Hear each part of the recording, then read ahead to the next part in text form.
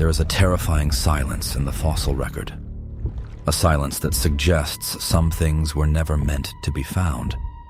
We often think of evolution as a master architect, a force of nature that perfects life over millions of years until it reaches a state of elegant lethality.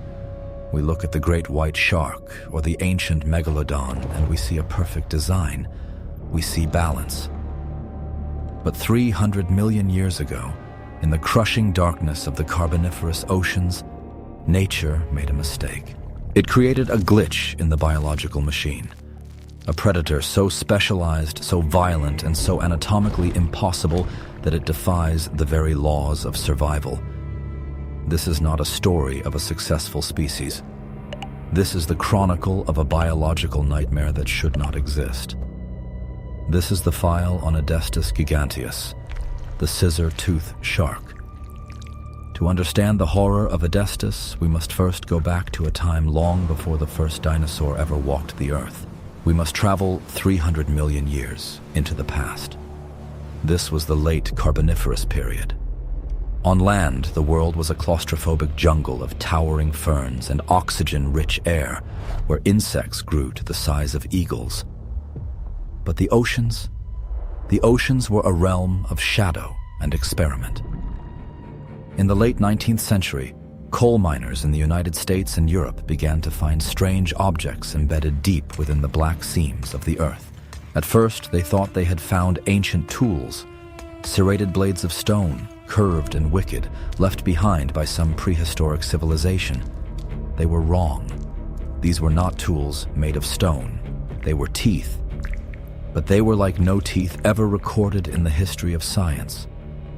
When paleontologists first examined the remains of Adestus, they were met with a profound sense of confusion. In every other shark species known to man, from the smallest dogfish to the massive whale shark, the jaw works in a specific, logical way. Sharks are famous for their conveyor belt of teeth. When one tooth breaks or falls out, another moves forward to replace it. It is an endless cycle of renewal. But Adestus was different. Adestus was cursed by its own biology. In the jaws of Adestus giganteus, the old teeth did not fall out. As new teeth grew at the back of the mouth, they pushed the older teeth forward, but instead of shedding them, the jawbone fused them together. They formed a single, massive, curved arc of serrated bone and enamel that projected out from the front of the face. Imagine a shark that cannot close its mouth. Imagine a predator whose teeth grow continuously, arching out like a pair of jagged, curved swords. One row of blades on the top, one row of blades on the bottom. This is the scissor-tooth anomaly. It is a design that seems to mock the concept of efficiency.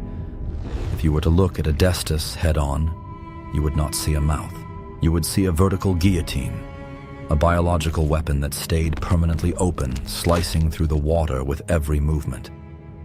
It was 6 meters of muscle and cartilage, weighing over 2,000 pounds, powered by a drive to kill that was hindered by its own grotesque anatomy. Scientists struggled for decades to understand how such a creature could even eat. How do you swallow prey when your mouth is occupied by 2 permanent protruding blades? How do you survive in a world of fast, agile predators when you're carrying a biological glitch on your face? The answer is as brutal as the creature itself. Adestus was not a hunter of finesse. It was a mutilator. It did not bite like a shark. It did not grip or tear like a crocodile. It operated on a different frequency of violence. It used the weight of its entire 2-ton body to drive those serrated arcs into its victims. It was a vertical strike, a downward blow from the skull that used gravity and momentum to turn those teeth into a pair of massive, living scissors. It did not eat its prey whole. It fat you. It cut. It turned the ocean into a slaughterhouse of floating fragments. But why? Why would evolution produce such a terrifyingly inefficient method of killing? Why would the natural world allow a creature to exist that seems to be in a state of permanent physical struggle with its own mouth? As we dig deeper into the dark waters of the Carboniferous, we begin to realize that Adestus was not a mistake of nature. It was a warning. It was a testament to a time when the world was far more violent and far more experimental than we can possibly imagine. The scissor tooth shark was a pioneer of pain, a creature that lived on the edge of extinction every single day, forced to be the most aggressive thing in the water just to stay alive. But there is a darker secret hidden in the bone of this animal, a secret that suggests that those teeth, those horrific curved blades, were not just for hunting. They were a symptom of something much worse. We are only just beginning to scratch the surface of this biological anomaly. To truly understand the scissor tooth, we must look past the fossils and into the mechanics of the kill. We must see what happens when the perfect predator meets a perfect error. To comprehend the daily existence of Adestus giganteus, you must first forget everything you know about marine predators. When you watch a modern great white shark hunt, you are witnessing millions of years of aerodynamic refinement. A great white stalks its prey from the depths, accelerates like a torpedo, and delivers a catastrophic bite. The jaws unhinge, the teeth sink in, the prey is trapped, held firmly, and swallowed. It is violent, but it is incredibly efficient. Adestus possessed none of this grace. It was a creature of blunt mechanical trauma. When paleontologists finally reconstructed the skull of this ancient phantom, they realized the true horror of its architecture. The jaws of the scissor tooth did not operate on a hinge meant for opening wide and clamping shut. Because the central rows of teeth curved outward, protruding permanently beyond the lips, the mouth could never fully close. This presents a massive biological mystery. How does an animal the size of a modern delivery truck survive in a hyper-competitive ocean when it cannot even shut its mouth to trap a dying fish? The answer lies in a hunting technique so savage it is almost entirely unique in the history of vertebrate evolution. Scientists call it the vertical slashing mechanism. We call it the biological guillotine. Imagine you are a heavy armored fish, or perhaps a massive, slow-moving cephalopod, drifting through the murky, iron-rich waters of the Carboniferous period. You do not see the predator approaching from below because the water is clouded with silt and microscopic life. Suddenly, 2 tons of muscle and cartilage erupt from the darkness, but Adestus does not open its jaws to swallow you. Instead, the beast accelerates, locking its rigid spine. At the exact moment of impact, it throws its entire massive head upward and then snaps it violently downward in a singular, devastating motion. The upper and lower blades of teeth bypass each other, exactly like the 2 blades of a pair of shears.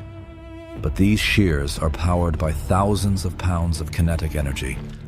The prey is not bitten. It is bifurcated. It is sliced completely in half by a living weapon that uses the momentum of its own colossal body mass to drive the blades through armor, through flesh, and through bone. Adestus would then thrash violently, creating a vortex of blood and severed tissue, inhaling the fragmented remains of its victim from the open water. It was a messy, exhausting, and chaotic way to feed. Before we pull back the layers on the fatal flaw of this horrifying anatomy, I need you to do something. If the brutal, experimental monsters of the prehistoric deep make you realize how terrifying the natural world truly is, go down to the comments right now and type the word glitch. Typing the word glitch signals the algorithm that you want more deep dives into the classified dark history of paleontology. It helps us keep unearthing the monsters that time tried to bury. Now, return to the darkness. The vertical slashing method was lethal, yes, but it raised an even darker mystery for modern science. Every action in nature has an equal and opposite reaction. When a creature throws 2 tons of body weight into a vertical strike, crashing serrated bone against armored prey, the physical recoil is catastrophic. For a normal shark, a broken tooth is a minor inconvenience. It falls out, and a new one rotates forward within days. But remember the curse of the scissor tooth.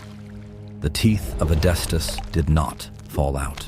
They were fused together into solid, massive brackets of bone that grew continuously from the back of the throat. This meant that the margin for error was absolutely zero. If Adestus struck its prey at the wrong angle, if it hit a piece of armor that was too thick or a bone that was too dense, the entire protruding bracket of teeth could fracture or snap off completely. And because the teeth were fused into a single immovable arch, a catastrophic break meant the animal could no longer hunt. A broken blade meant a slow, agonizing death by starvation in the freezing dark. Evolution had engineered a creature that lived on a knife edge. Every single meal was a gamble with death. Every time it hunted, it risked obliterating its own face. Why would nature allow such a precarious, fragile weapon to persist in an apex predator? The fossil record is silent on many things, but it leaves clues in the scars. Paleontologists began to find Adestus tooth brackets that showed strange patterns of wear and tear. They found deep gouges, chips, and stress fractures that did not match the typical damage caused by hunting armored fish. The damage was too specific. It was too violent. This leads us to a horrifying realization, a realization that completely shifts our understanding of why this animal existed. Those monstrous, protruding blades were not just tools for butchering prey.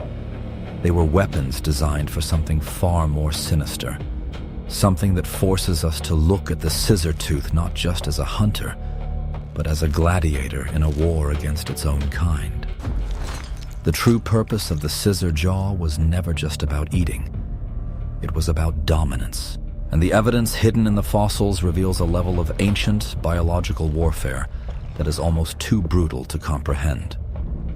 To look at the fossilized jaws of Adestus giganteus is to look at a battlefield. When researchers examined the unique stress fractures and deep gouges on the permanent tooth brackets of this predator, they found something deeply unsettling. The grooves and breakages did not perfectly align with the armor of the prehistoric fish they hunted. The damage was too symmetrical. It was inflicted by something with the exact same dental architecture. The most terrifying threat to the scissor-tooth shark was another scissor-tooth. In the sunless depths of the Carboniferous Ocean, survival was a zero-sum game. Resources were fiercely contested, but for a predator carrying a permanently exposed, fragile weapon on its face, combat was suicidal. Yet the fossil record implies they engaged in it routinely. Why? Biologists theorize a state of hyperaggression driven by the very flaw of their anatomy. Because their hunting method of vertical slashing was so inefficient, so chaotic, and so exhausting, a successful kill was incredibly rare. When a feeding ground was secured, it had to be defended with absolute, unyielding violence. Imagine the sheer brutality of a territorial clash between two titans of this species. We are talking about two immense bodies, each weighing over 2,000 pounds, accelerating toward one another in the dark. They could not bite to hold. They could not grapple. Their only offensive maneuver was the downward strike. When two Adestus fought, it was a collision of living guillotines. They would use their colossal mass to try and shatter the protruding teeth of their rival. This is the biology of attrition. In a fight between two scissor-toothed sharks, the victor was simply the one whose facial anatomy did not shatter first. To win a territory meant inflicting enough blunt force trauma to break the permanent teeth of the opponent. Once the rival's dental bracket was snapped off, their doom was sealed. An Adestus with a broken scissor blade was a dead machine walking. It could no longer hunt. It would slowly starve to death, descending into the abyss, becoming nothing more than scavenged meat for the very creatures it used to terrorize. This level of intraspecies warfare reveals a terrifying psychological profile. This was an animal locked in a perpetual state of rage, driven to destroy its own kind using a weapon that was inherently self-destructive. If you find yourself captivated by the dark truths of our prehistoric world, ensure you are subscribed to the channel. We are building an archive of the anomalous, uncovering the biological nightmares that history tried to bury. Stay with us, because the darkest secret of the scissor tooth is yet to come. The extreme violence of their existence forces us to confront a paradox. A species cannot survive for millions of years if its primary method of interaction is mutual mutilation. If they were constantly shattering their own feeding mechanisms in brutal combat, how did they reproduce? How did they sustain a population? This is where the anomaly of Adestus deepens from a mechanical glitch into an evolutionary dead end. The hyper-aggressive, self-destructive nature of the scissor tooth suggests that they were not a species meant for longevity. They were a biological flashpoint, an experiment by nature pushed to the absolute extreme. They were heavily armored, heavily weaponized, but completely unsustainable. But there is one final, chilling piece to this puzzle, a detail hidden in the fossil record that explains why this creature, despite its terrifying dominance, was completely wiped from the face of the Earth. The demise of the scissor-tooth shark was not caused by an asteroid.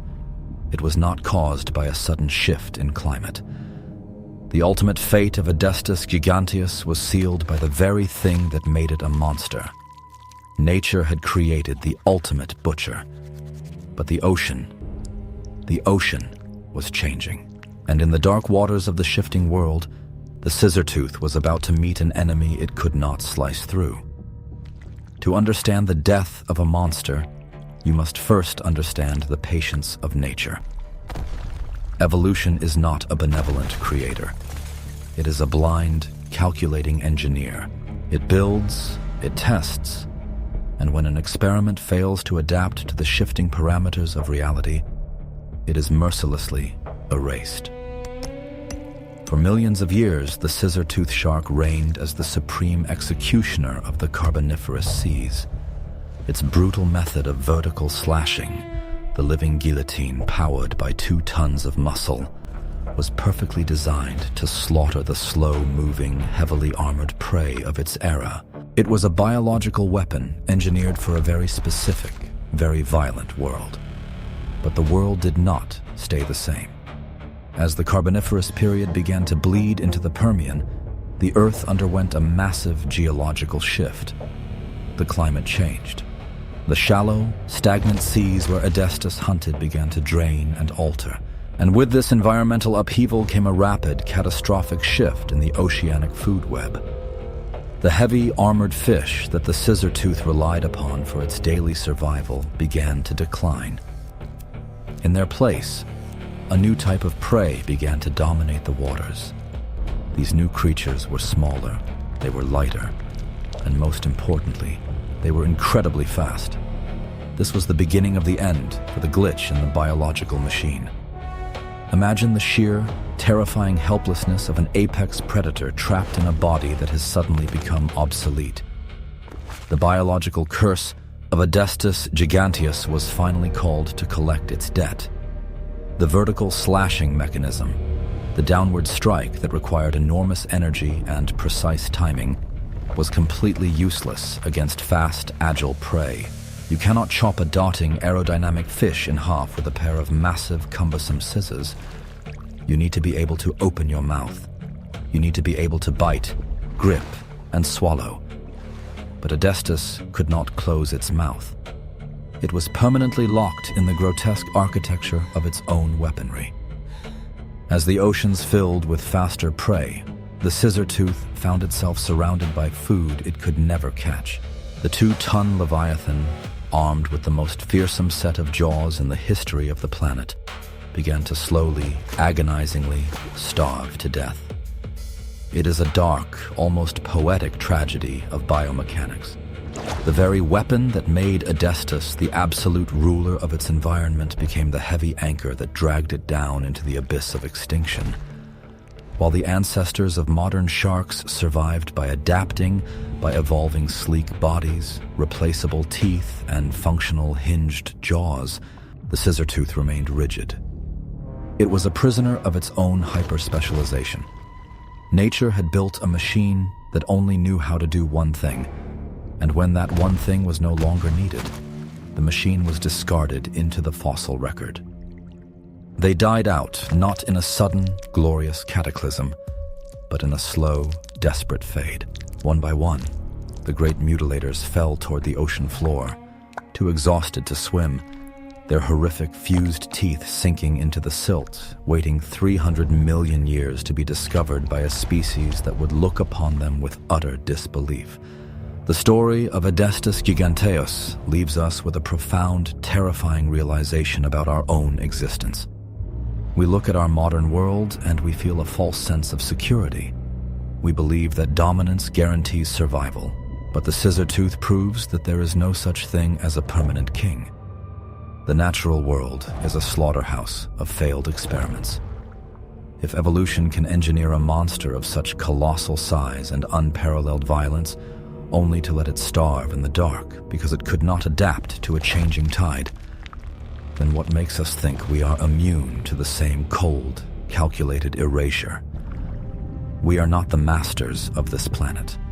We are merely the current experiment. And the Earth hides the bones of far greater monsters who thought they would rule forever. If you want to survive the true history of our planet, you must arm yourself with knowledge. Check the link in the description to secure your copy of our exclusive ebook about extinct megafauna, a deeply researched guide into the absolute worst nightmares the Earth has ever produced. To help this channel continue funding these massive classified deep dives, consider supporting the archive. You can find the links to our Patreon and Buy Me a Coffee platforms below. Your support is 100% vital to keep the darkness illuminated. Until the next anomaly is unearthed, stay vigilant.